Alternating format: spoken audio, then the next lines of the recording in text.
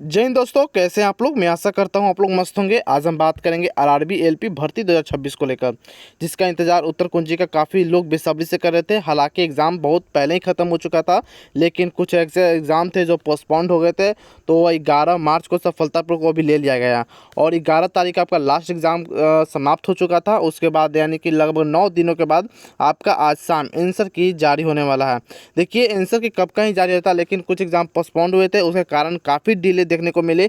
और जो ऐसे कैंडिडेट थे जो पहले ही यानी कि फरवरी में एग्ज़ाम दे चुके थे, उनको काफ़ी लंबा इंतज़ार करना पड़ा आंसर की को लेकर। हालांकि आपका इंतज़ार अब समाप्त होने की कगार पर है और आज शाम आपका उत्तर कुंजी जारी होने की पूरी चांस है, यानी कि ऑफिशियल नोटिस भी जारी कर दिया गया है।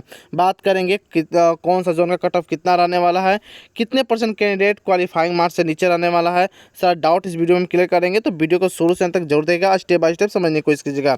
अगर चैनल पर पहली बार विजिट किया हो तो चैनल को सब्सक्राइब कर सकते हैं, बेल आइकन दबा सकते हैं, क्योंकि आरआरबी एलपी से जुड़ी कोई भी इन्फॉर्मेशन आएगी तो सबसे पहले आपको इसी चैनल पर देखने को मिलेगी। सबसे पहले बात करते हैं आंसर की के रिगार्डिंग नोटिस को लेकर। तो देखिए, 20 मार्च यानी कि आज आपका आंसर की शाम 5 बजे जारी होने वाला है। 26 मार्च तक आप ऑब्जेक्शन लगा सकते हैं शाम 5 बजे तक, ठीक है। यानी कि आपका एक ऑब्जेक्शन लगाने का दिन लगभग 6 से 7 दिन आपका ऑब्जेक्शन लगाने का डेट रेलवे ने दिया है।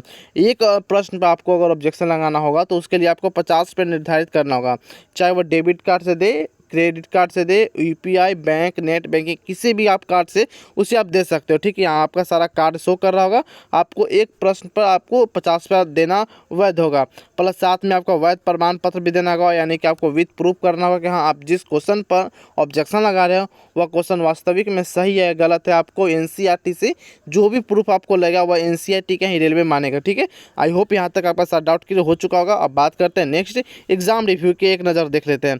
सबसे पहले बात करते हैं टोटल पोस्ट को लेकर। तो टोटल पोस्ट इसमें 9970 टोटल पोस्ट थी। टोटल फॉर्म अप्लाई की बात किया जाए तो लगभग 14 लाख इसमें टोटल फॉर्म भरे गए थे। प्रेजेंट कैंडिडेट के इसमें लगभग 9,80,000 के करीब में टोटल प्रेजेंट कैंडिडेट रहे, यानी कि एग्जाम लेवल का मॉडरेट टू हार्ड रहा है। लेकिन देखिए, आंसर के आने के बाद कुछ और डाटा हो सकती है, जैसे कि टेक्नीशियन की ही बात कर लिया जाए। पहले लोग बोल रहे थे कि बहुत मॉडरेट रहा, पेपर अच्छा था, लेकिन जब एग्ज़ाम का आंसर क्या आया उसके बाद एग्ज़ाम का सारा रिव्यू ही बदल गया। जी हाँ दोस्तों, वो फिर उसके बाद पता चला कि काफ़ी बच्चे, सबसे हाईएस्ट अगर एवरेज स्कोर लिया जाए तो 63 उभर कर निकल रहा है। यानी कि अगर आपने आंसर की देखा होगा टेक्नीशियन वालों का, ग्रेड 3 का अगर आंसर के टेक्नीशियन वालों का भी आ गया तो उसका काफ़ी बहुत कम नंबर बच्चों का बन रहा है, ठीक है। तो आप समझ सकते हैं आंसर के आने के बाद सभी के मार्क्स में घटाव देखने को मिलते हैं। जो लोग बोल रहे थे कि मेरा 85 बन रहा है, मेरा 90 बन रहा है, वह 60-65 पर आके ठहर गए, ठीक है। तो सभी के मार्क्स में घटाव देखने को मिलता है, सिर्फ हमारा और आपका नहीं, सभी के मार्क्स में घटाव देखने को मिलता है। तो इसके लिए टेंशन नहीं लेना है कि मेरा मार्क्स कैसे घट गया, क्योंकि सबसे ज़्यादा होता है कि गलतफहमी बच्चों का होता है कि मेरा यह प्रश्न सही है, मेरा फलना क्वेश्चन सही है, लेकिन वो फलना क्वेश्चन ही आपको गलत हो जाता है। तो ये काफ़ी दुखदाई है, लेकिन सभी के साथ होता है। निगेटिव मार्किंग 1/3 की इसमें भी है, उसमें भी थी। टोटल क्वेश्चन 75 क्वेश्चन आपसे पूछा गया था। बात करते हैं अगर कैटेगरी वाइज पोस्ट डिटेल को लेकर, तो यूआर में 4116, ओबीसी में 2289, एससी की बात किया जाए तो 1716, ईडब्ल्यूएस में 991, एसटी में 858, एक सर्विसमैन में 1004 टोटल पोस्टें थी। जी हाँ दोस्तों, टोटल वैकेंसियाँ इतना आपको कैटेगरी वाइज बता दी गई है ऑल जोन की। चलिए सिलेक्शन प्रोसेस का एक नज़र देख लेते हैं। जो बच्चे बिगनर है, जो नए नए एग्ज़ाम दे रहे हैं, उनको काफ़ी उत्सुकता होती है या उनको जानकारी नहीं होती है कैसे क्या एग्ज़ाम होता है, एग्ज़ाम का लेवल क्या होता है, CBT 2 में कैसा क्वेश्चन पूछा जाता है, सारा डाउट क्लियर करेंगे, ठीक है। पहले बात करते हैं CBT 1 का, जिसके एग्ज़ाम आप लोग दे चुके हैं और इसका होना बाकी है, और इसका होना ही बाकी है, इसका होना बाकी है। इसका एग्ज़ाम आप दे चुके हैं, जिसका एग्ज़ाम आप दे चुके हैं उसमें लगभग 15 गुना बच्चे का सिलेक्शन लिए जाना है CBT 2 के लिए। यानी कि जो आप आंकड़ा ये देख रहे हैं ये जाएंगे CBT 2 में। जी दोस्तों, ये जाएंगे CBT 2 में जाएंगे। और बात करेंगे CBT 2 में कितना बच्चा सिलेक्शन होगा, तो इसमें से आपका 8 गुना बच्चे का सिलेक्शन होगा, यानी कि लगभग 79,760 बच्चों का सिलेक्शन होगा साइको के लिए। यानी कि ये जो आंकड़ा देख रहे हैं यह जाएंगे साइको टेस्ट के लिए, ठीक है। तो इसके बाद साइको टेस्ट होगा। साइको टेस्ट में अगर आप पास कर जाते हो तो फिर आपको बुलाया जाएगा मेडिकल के लिए, DV के लिए बुलाया जाएगा। उसके बाद आपका फाइनल सिलेक्शन ले लिया जाएगा। आई होप यहाँ तक आपका सारा डाउट क्लियर हो चुका होगा सिलेक्शन प्रोसेस को लेकर। बात करते हैं नेक्स्ट, यानी कि CBT 2 में कैसा क्वेश्चन पूछा जाता है। मैं आपको बता दूं, अगर आप नए हो और पहला बार आप LP का परीक्षा दे रहे हो तो सबसे पहले मैं आपको एक डाउट क्लियर कर देता हूँ। जो आपने ये एग्ज़ाम दिया इसका कोई मतलब नहीं है, फाइनल मेरिट लिस्ट में इसका कोई नाम या या किसी प्रकार का अंक जुटने वाला नहीं है। यह सिर्फ छँटने का एक परीक्षा लिया जाता है। जितना बच्चा बैठते हैं उसमें से बहुत से बच्चे छँट जाते हैं, लाखों बच्चे छँटते हैं, सिर्फ 15 गुना बच्चे का सिलेक्शन लिया जाना है। यानी कि जो फाइनल आपका मेरिट बनेगा CBT2 का 70% और साइको का 30% लेकर आपको फाइनल मेरिट बनाया जाता है। तो यहाँ पे ध्यान दीजिएगा कि आपको CBT2 में दबा के मेहनत करना पड़ेगा, तभी आपका फाइनल मेरिट लिस्ट में नाम देखने को मिलेगा। सबसे पहले बात करते हैं इसमें सेक्शन वाइज रहता है, जैसे कि सेक्शन ए कहिए या पार्ट ए आप कह सकते हैं, जिसमें मैथमेटिक्स रहेंगे, रीजनिंग और जनरल साइंस जैसे क्वेश्चन आपके रहने वाले हैं। इसमें 100 क्वेश्चन होंगे 100 नंबर का, जिसके लिए आपको 90 मिनट निर्धारित समय से आपको 90 मिनट दिया जाएगा। फिर पार्ट बी में आपको रिलेवेंट ट्रेड्स यानी कि आपको जो भी रिलेटेड ट्रेड है, जैसे कि अगर आपने ITI फिटर से किया हो, फिटर से आपने डॉक्यूमेंट अटैच किया है, या इलेक्ट्रीशियन से या डीजल मैकेनिक से, तो उसके लिए आपको अलग से फिर टेस्ट देना पड़ेगा 75 क्वेश्चन का, 75 नंबर का, जिसमें आपको 60 मिनट दिए जाएंगे। ठीक है, यानी लगभग टोटल 175 क्वेश्चन 175 नंबर का आपका लिया जाता है, जिसमें 2 घंटे 30 मिनट यानी कि 2.5 घंटे का आपका समय दिया जाता है।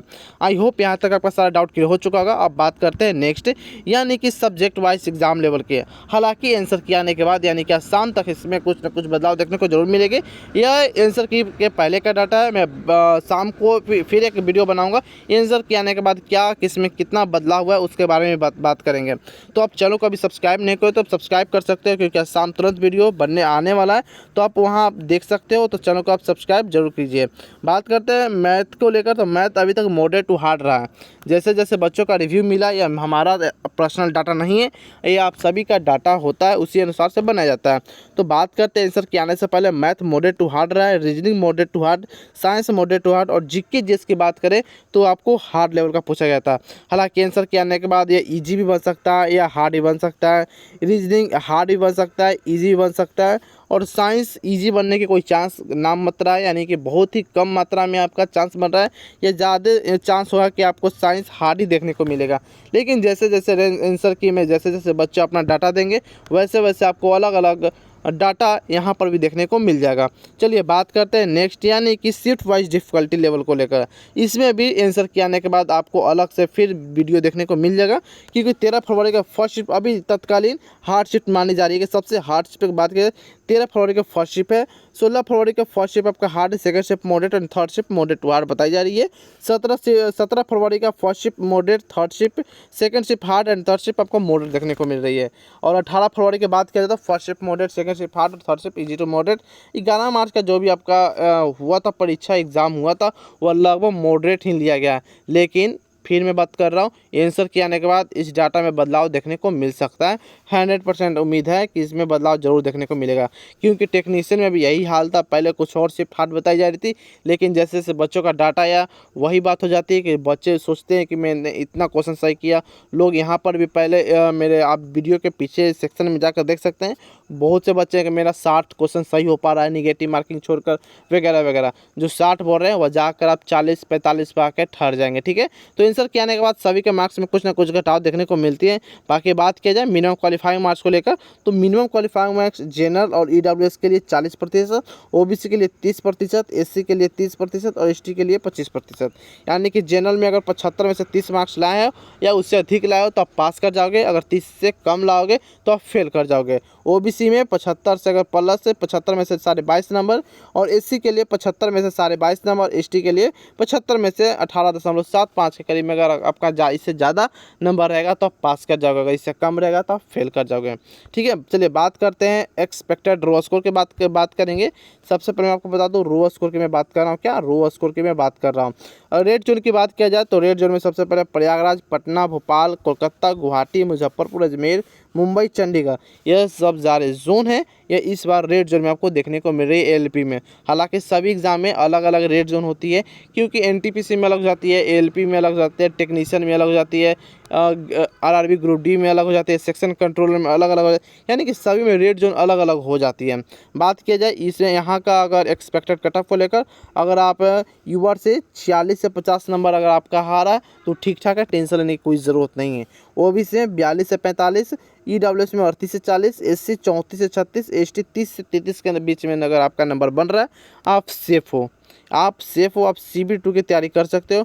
और अच्छे से अच्छे प्रोडक्ट आपको इस वीडियो के डिस्क्रिप्शन बॉक्स में देखने को मिल जाएगा, वहाँ से आप परचेस कर सकते हो। काफ़ी बढ़िया सेल फ्लिपकार्ट पर लगा हुआ है, मिंत्रा पर अच्छा सेल लगा हुआ है, वहाँ से आप कम दाम में अच्छा क्वालिटी का बुक खरीद सकते हो। बात करते हैं ग्रीन जोन को लेकर, तो ग्रीन जोन में इस बार आपको अहमदाबाद, सिकंदराबाद, जिसे सिकंदराबाद भी कहते हैं, Siliguri, Bilaspur, Bhubaneswar, Malda, Thiruvananthapuram, Chennai, Ranchi, Jammu Kashmir and Jammu and Srinagar and Bangalore, ये सभी जोन इस बार आपको ग्रीन जोन में देखने को मिल रही है। अगर आपने यहाँ से एग्ज़ाम दिया है तो लगभग यू में 42 से 45 क्वेश्चन सही हो पा रहा है, या इतना मार्क्स अगर आप बन रहा है तो ठीक ठाक है, टेंशन लेने की ज़रूरत नहीं है।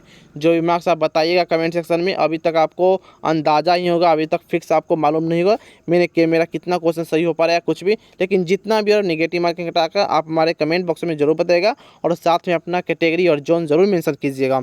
ओबीसी में 38 से 40, ईडब्ल्यूएस में 35 से 38, एससी के 32 से 34 और एसटी के लिए 28 से 30, ठीक है। यहाँ तक बन रहा है तो आप CBT 2 की तैयारी में लग सकते हो, कोई दिक्कत नहीं है। आप अच्छा बुक परचेज कर सकते हो, कोई भी बैच परचेज कर सकते हो, किसी भी टीचर का बुक परचेज कर सकते हो, किसी भी पब्लिकेशन का बुक परचेज कर सकते हो। हालांकि अच्छा बुक हमारे डिस्क्रिप्शन के बॉक्स में दिया गया, वहाँ से लिंक से आप खरीद सकते हो। बाकी आंसर के आने के बाद सभी के मार्क्स में कुछ ना कुछ घटाव देखने को मिल जाएगा। हालांकि आंसर के आपका 20 मार्च यानी कि आज शाम 5 बजे आपको देखने को मिल जाएगी। आई होप यहाँ तक आपका सारा डाउट क्लियर हो चुका होगा। आपका कितना प्रश्न सही हो पा रहा है कमेंट सेक्शन में जरूर बताइएगा। आपका जोन अपने फॉर्म की जोन से भरा है वो भी कमेंट सेक्शन में जरूर मेंशन कीजिएगा।